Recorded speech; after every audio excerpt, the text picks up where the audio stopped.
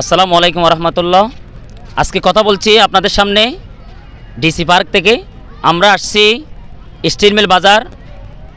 ওখানে আমাদের তিনটা প্রতিষ্ঠান আছে, তাজবিদুল কোরআন মডেল মাদ্রাসা, মার্কাজুন নূর তাহফিজুল কোরআন মডেল মাদ্রাসা এবং আল কোরআন একাডেমি হাফিজিয়া মাদ্রাসা।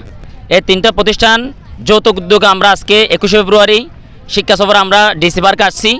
এই ডিসি পার্কটা আসলে যারা চট্টগ্রামে অবস্থান করে, যারা চট্টগ্রামে থাকে, তাদের জন্য একটা নান্দনিক স্থান। এই জায়গাগুলো আসলে একটা দেখার স্থান। এখানে আমরা যেটা শুনেছি, এখানে 5,000 প্রজাতির এখানে ফুল আছে।